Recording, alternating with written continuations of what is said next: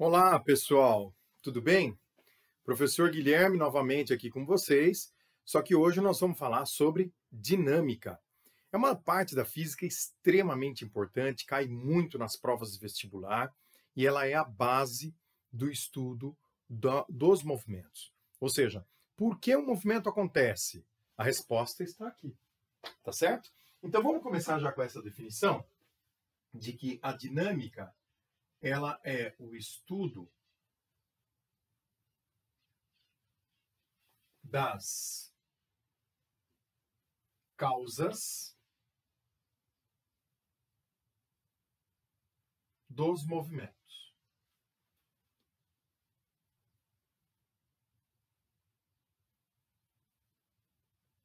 Muito bem. Então, a primeira pergunta a ser respondida é: o que causa um movimento? Não é isso? A resposta dessa pergunta se chama força. Muito bem.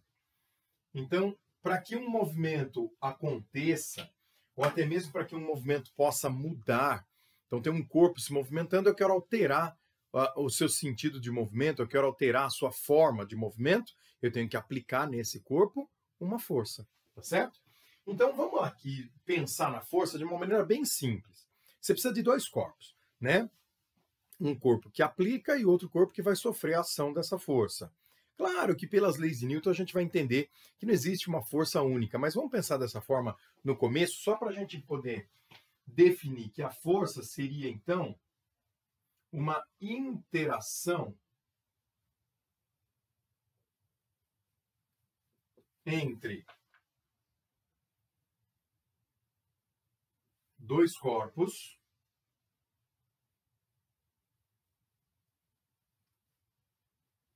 e essa interação ela tem efeito. Então vamos lá. Interação entre dois corpos que tem como efeito. O que essa interação pode provocar nesses objetos, né? Então nós podemos citar aqui que essa interação ela pode gerar uma alteração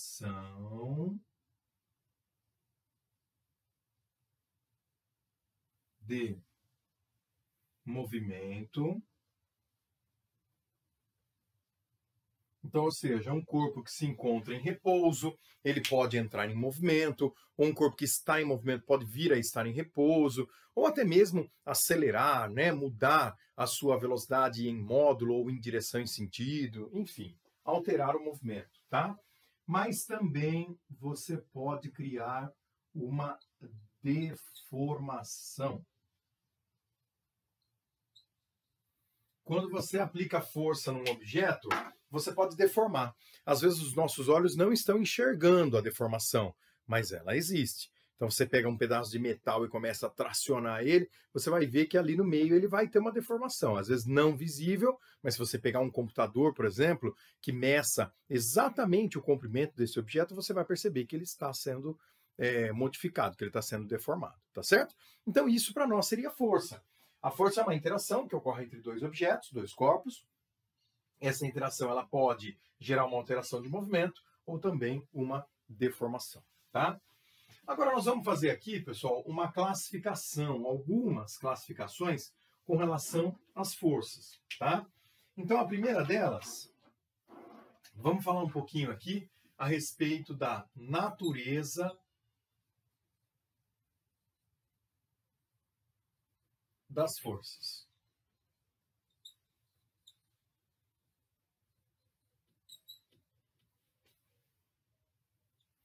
Pessoal, quando nós falamos sobre a natureza das forças, nós temos dois tipos, tá certo? Então, o primeiro deles, que seria a força de contato. E nós podemos entender força de contato como sendo aquela força em que você tem uma ação visível. Então, olha, você poderia citar como exemplo aí a força de atrito, né? A força de atrito é uma força cuja ação é visível, você tem dois objetos ali se atritando, você está vendo isso acontecer. Você poderia citar a força normal, que é uma força de contato entre um objeto e uma superfície, tá? Tudo bem que a normal e o atrito, elas têm uma interação ali, mas não vamos entrar nesses casos agora, tá certo? Então, todas as forças em que a ação é visível são chamadas forças de contato, tá? Então, eu vou deixar como exemplo aqui a força de atrito entre dois corpos. Entretanto, existe uma segunda classificação aqui que nós chamamos de forças de campo.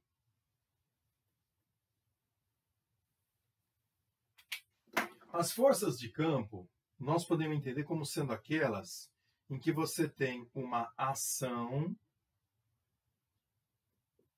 à distância.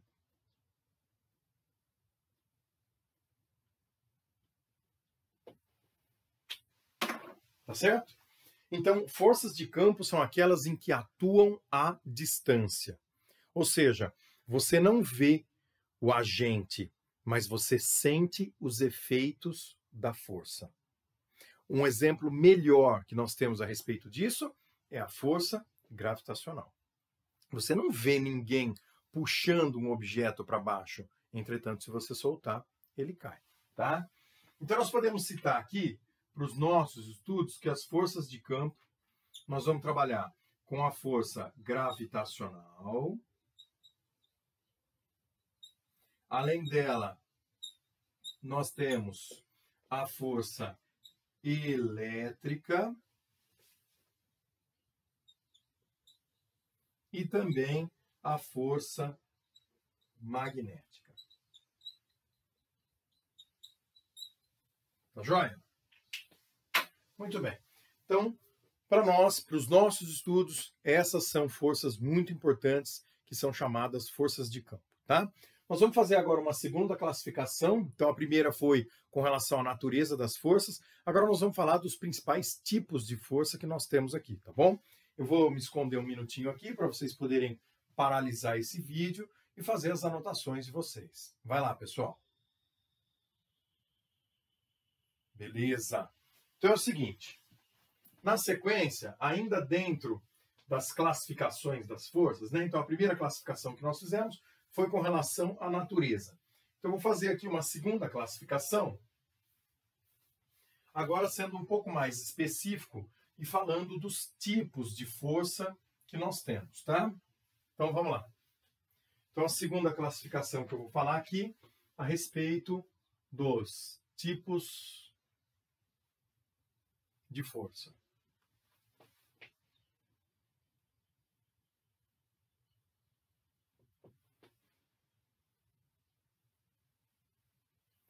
Pessoal, a primeira força muito importante que nós discutimos aqui é a chamada força-peso.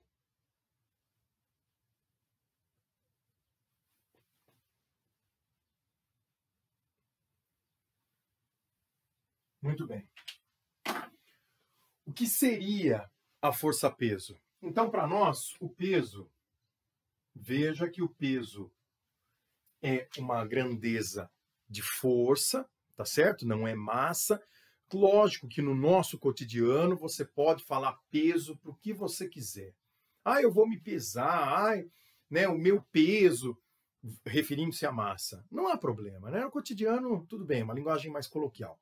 Agora, quando você vai formalmente, numa prova, num relatório, se referir a peso, você tem que lembrar que peso é uma força. Então tá aqui, ó, força-peso.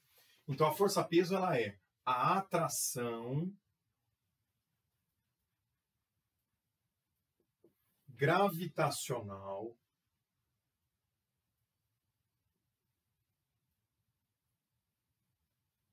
que o planeta Terra exerce, tá? Atração gravitacional da Terra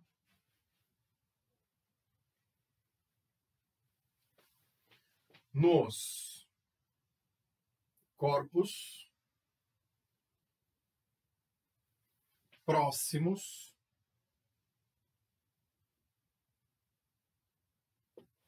à sua superfície.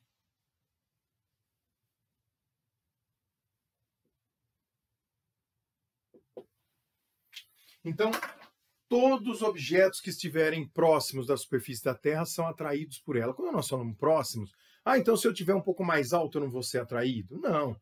Para a força gravitacional começar a perder os efeitos, você tem que estar a uma distância muito grande.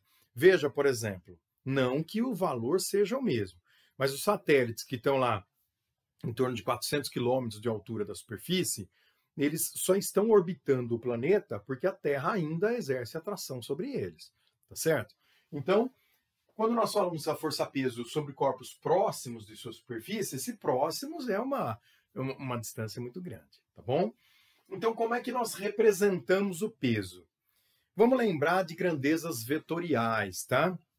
As grandezas vetoriais, elas têm, basicamente, né, 3 características: módulo, direção e sentido. Tudo bem que a direção e sentido seriam praticamente uma coisa só, tá certo? Muita gente define direção e sentido, mas a gente faz isso para o aluno entender. Mas, de certa forma, se você pensar na direção e sentido, ela é uma grandeza de orientação espacial, né? Então, faz mais sentido você pensar numa orientação do que em direção e sentido. Mas, enfim, para vocês poderem entender, vamos trabalhar dessa forma, né? Como se fossem 3 características, tá?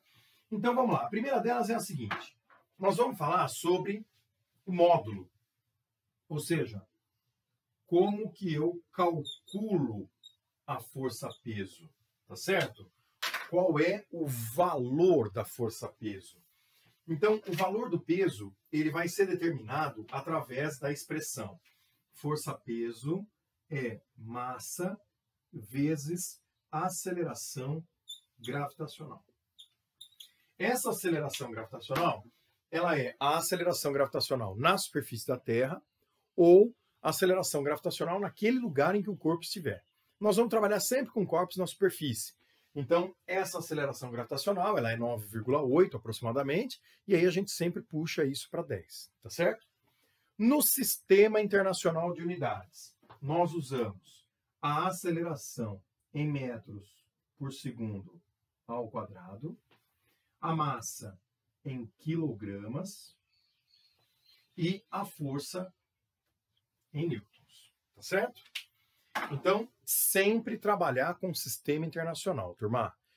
Mas tem um sistema lá, né, que o pessoal usa na Inglaterra, ou tem um sistema que o pessoal usa muito em engenharia, beleza. Mas para o vestibular, nós vamos sempre trabalhar com o sistema internacional, tá bom? Muito bem. Agora, e a direção? Como é que eu represento, né, a direção em sentido da força-peso, tá? Então, fica assim, ó. Direção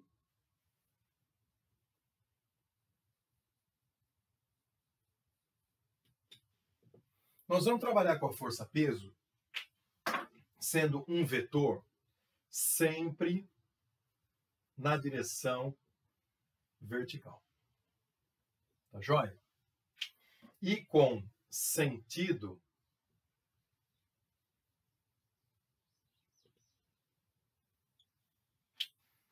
sempre apontando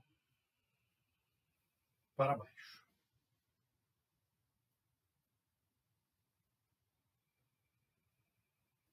Então, eu gostaria que vocês entendessem que não importa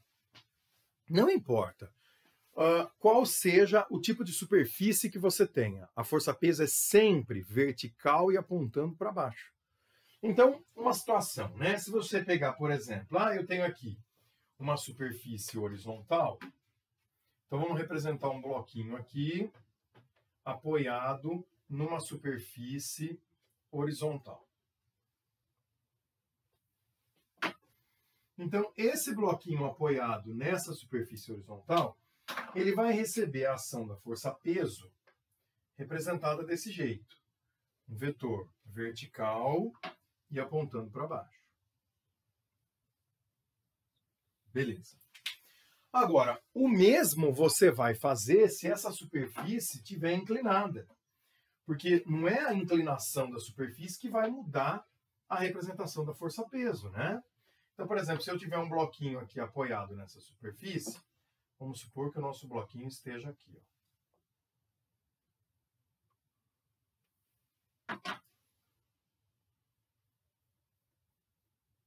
Como é que eu vou representar a força-peso aqui?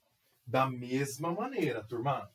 A força-peso continua sendo um vetor vertical e para baixo. Beleza? Então, independentemente do tipo de superfície, onde é que esteja o corpo, se ele está no teto, se ele está na parede, força-peso, vertical para baixo. Beleza? Então aqui eu tenho as 3 características, né? Módulo, direção e sentido. Tá bom? Então sempre dessa forma nós vamos representar o peso. Quer fazer as suas anotações? Vou dar uma escondidinha aqui, você trava o vídeo e fique à vontade. Beleza? Vamos lá. Então é o seguinte, pessoal. Ainda dentro dos tipos de força, vamos fazer aqui a análise do segundo tipo. Essa também, uma força extremamente importante para os estudos da dinâmica, para as provas de vestibular em geral que nós vamos ter aí, tá? Então, a número 2 agora, vamos falar sobre a força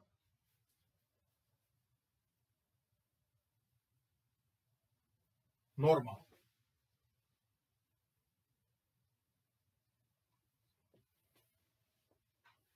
Muito bem. Então eu gostaria que vocês entendessem que a palavra normal, ela está colocada aqui no sentido de ser perpendicular. Tá legal? Então quando nós falamos força normal, é uma força perpendicular à superfície. Opa, vamos começar a definição disso então? Então seria uma força perpendicular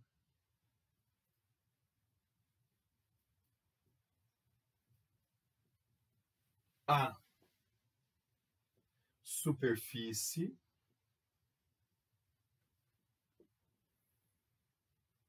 eu gostaria de, entre parênteses aqui, colocar para vocês como se fosse uma ideia, né?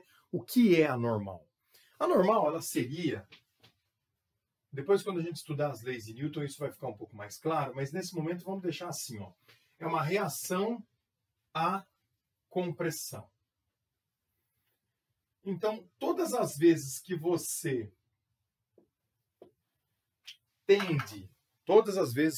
um objeto, de maneira geral, tende a comprimir uma superfície, essa superfície exerce sobre esse objeto uma força para fora. Como que eu tendo a comprimir uma superfície? Quando eu me apoio sobre ela, né? Então, por exemplo, eu vou pegar um objeto aqui, vou pegar o meu próprio celular. Aqui a superfície é a minha mão, e eu apoiei o celular aqui em cima. Por conta da força-peso, o celular ele tem a tendência de comprimir a minha mão, ele está empurrando a minha mão para baixo. Então, nesse momento, a minha mão está empurrando o celular para cima. Então, a minha mão exerce no equipamento aqui uma força vertical para cima. Tá certo? Agora, vocês têm que tomar cuidado, porque a normal, ela não é uma... Ah, então a normal é sempre uma força vertical? Não, normal, nesse caso, era vertical porque a minha mão estava na horizontal. Agora, se você, por exemplo, eu vou me apoiar aqui, ó. Vou usar a parede de apoio, né? Então, eu estou apoiando na parede, de certa forma, eu estou empurrando a parede lá para trás. E ela está me empurrando para fora, com um vetor que é perpendicular aqui a essa parede. Tá certo? Então, por isso, força perpendicular à superfície como sendo uma reação à compressão. Então, todas as vezes que você tiver uma tendência de comprimir uma superfície, você vai estar recebendo dela uma força para fora. Tá? Então, muito cuidado com relação a isso, tá bom? Então, vamos fazer aqui, ó, a definição da direção e do sentido da força normal. Então aqui, ó, definição de direção. Vamos fazer junto? Direção e sentido.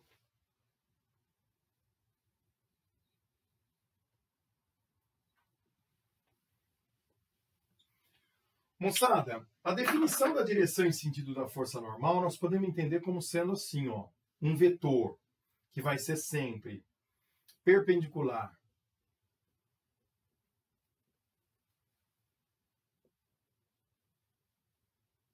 à superfície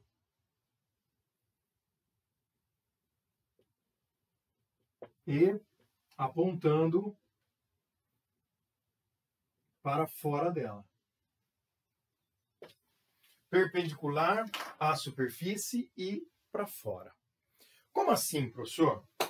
Então, aqui eu quero que vocês tenham cuidado, tá? Então, vamos refazer aqueles dois desenhos que nós fizemos para o peso. Então, eu tenho aqui uma superfície e eu vou colocar um bloquinho aqui.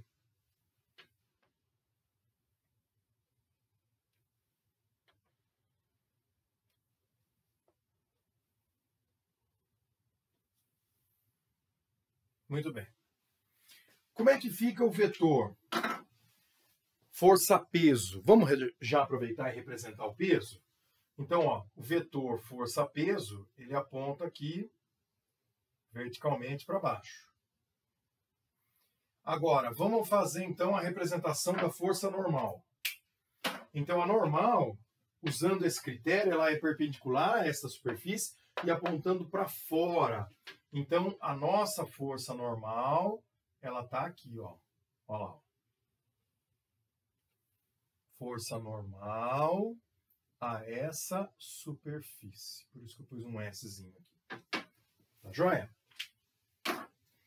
Então, muita gente fala, professor, então a normal e o peso são sempre opostos. Isso não é verdade. Porque olha só, se você pegar uma superfície e colocar essa superfície inclinada, igual nós fizemos agora há pouco, e vamos colocar sobre essa superfície um objeto qualquer aqui.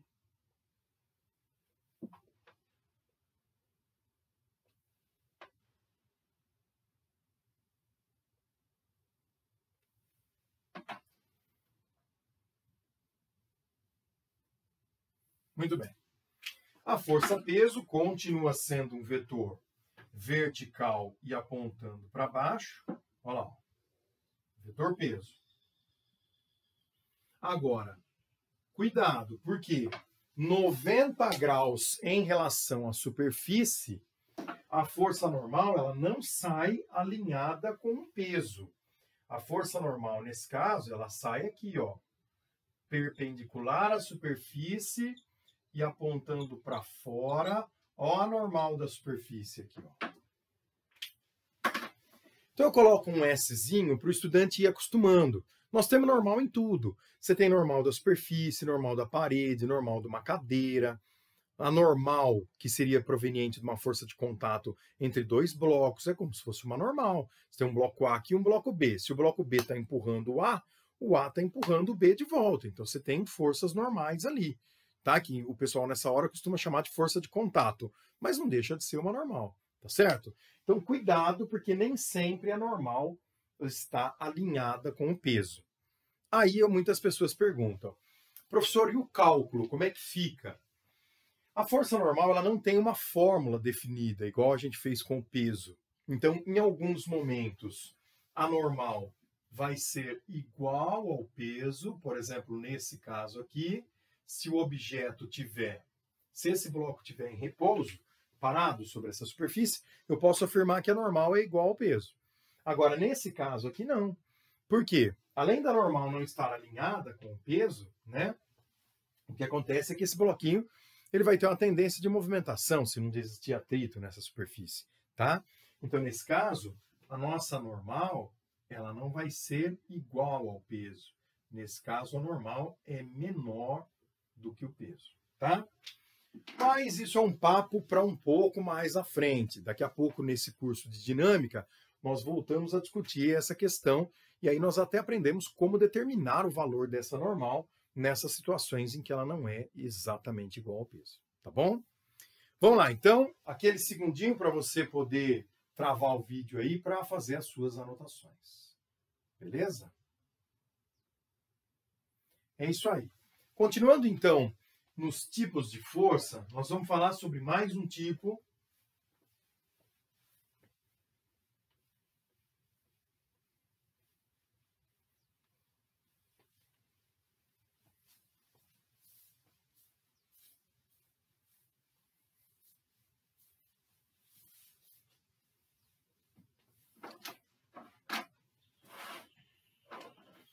E o terceiro tipo aqui, pessoal, nós vamos falar sobre a força de tração.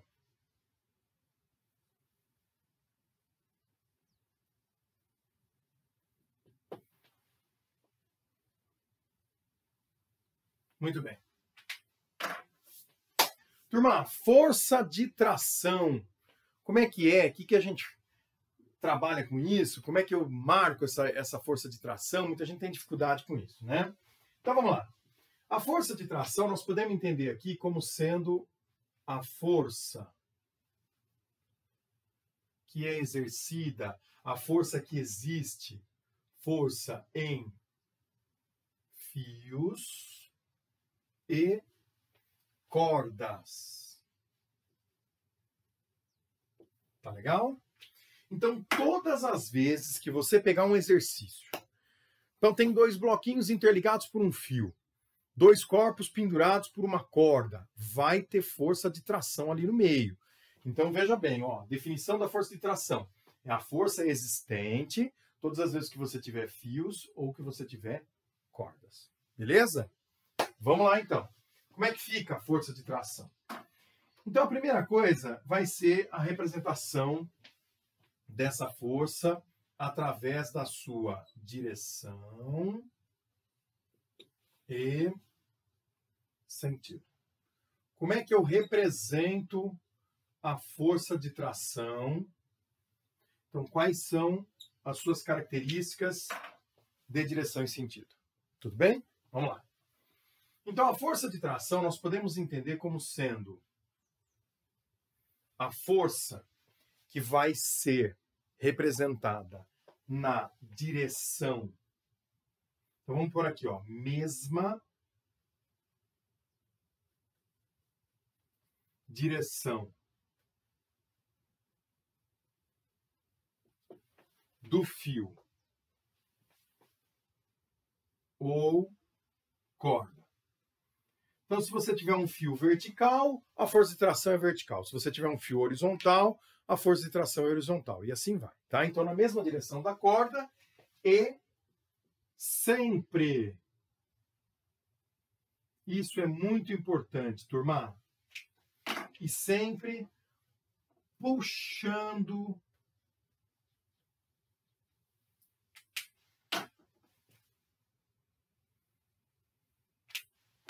o objeto. Vou pôr o corpo. Muitos estudantes ficam bastante em dúvida com essa questão do puxando, né? Professor, como assim puxando o corpo? Então você tem que entender o seguinte, a força de tração, um fio, ele nunca pode empurrar um objeto, ele sempre puxa um objeto, tá certo? Então, olha só. Vamos começar com uma representação bem simples aqui. Imagine que nós temos uma superfície,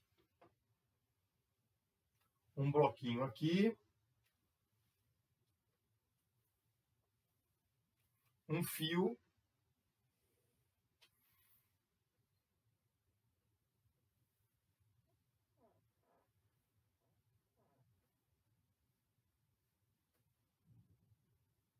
e tem um garotinho lá puxando esse bloquinho. Tá certo? Muito bem. Queridos alunos, lembra que eu falei para vocês que a força de tração é sempre puxando o objeto? Está escrito aqui na lousa? Olha lá, ó. Na mesma direção do fio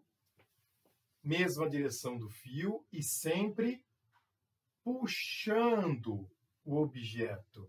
Então, aqui nós temos uma força de tração. Tá certo? Ah, mas a força de tração puxa só o bloco? Não.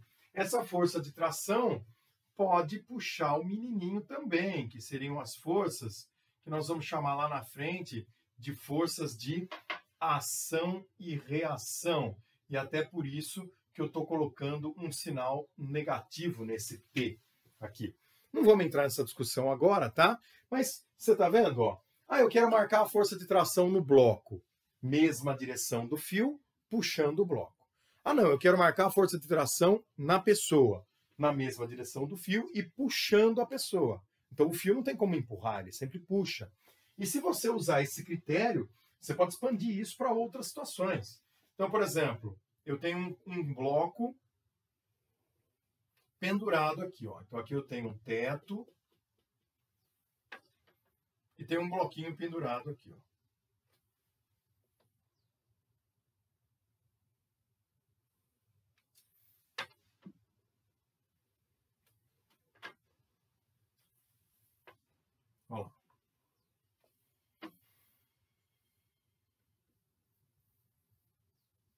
Muito bem. Como é que ficam as forças?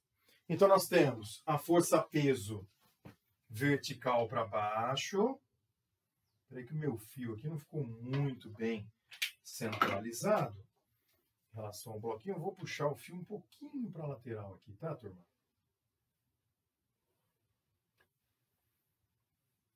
Melhorou um pouco, vamos ver. Isso. Não ficou 100%, mas está razoável. Então, vamos lá. Então, nós temos a força-peso puxando o nosso bloquinho verticalmente para baixo. Força-peso. E temos a força de tração puxando esse bloquinho. Olha lá, moçada, na mesma direção do fio e puxando o objeto. Então, a força de tração não tem como empurrar o bloco. Então, a força de tração vai puxar esse bloco. Tá certo? Ah, mas e se eu quisesse marcar a tração lá no teto? Também daria. Olha lá, ó, na mesma direção do fio e puxando o corpo. Não tem como a tração empurrar, né? Então, a tração sempre puxa. Aí nós teríamos aqui uma força de reação. Tem mais detalhes aí dessas forças de ação e reação, mas vamos deixar assim, porque esse é um primeiro momento. Lá na frente nós vamos ter oportunidade de discutir isso melhor. Tá certo? Então tá aí a representação da força de tração e, mais uma vez, nós temos uma força que não tem fórmula definida. Então não dá para você ter uma expressão para calcular a força de tração. Em alguns momentos ela vai ser igual ao peso, em outros momentos ela pode ser menor que o peso e até mesmo maior do que o peso, depende da situação. Então vamos supor que esse bloquinho aqui, ó, esteja em repouso. Vamos supor que esse bloquinho esteja parado. Aí, nesse caso, eu posso afirmar que essa força de tração e essa força-peso, elas estão se neutralizando, elas estão em equilíbrio. Ou seja, a força, olha o termo importante, hein? A força resultante. O que é a força resultante, pessoal? É o resultado da ação simultânea de todas as forças sobre um objeto, sobre um corpo. Tá bom? Então, força resultante é o resultado de todas as forças simultaneamente atuando num objeto, que é o que a gente chama de força resultante. Então, nesse caso aqui, ó, você poderia dizer que a força de tração ela é igual ao peso em módulo, tá certo? Por isso que eu não pus o símbolo de vetor em cima, então eu só estou falando do módulo. E aí a força de tração sendo igual ao peso, essa força igual a essa, então é como se o bloco não tivesse sob a ação de força. Ou seja, a força resultante é igual a zero. Beleza? O nosso próximo papo é justamente sobre isso, né? O que vai acontecer com esse objeto se essa força resultante for diferente de zero? Aí a gente já entra nas leis de Newton, tá? Mas essa é uma conversa para outra aula, tá bom? Então eu vou sair aqui, vou deixar vocês com as anotações finais e agradeço mais uma vez pelo carinho e pela participação de todos, tá? Um abraço, a gente se vê daqui a pouco. Valeu!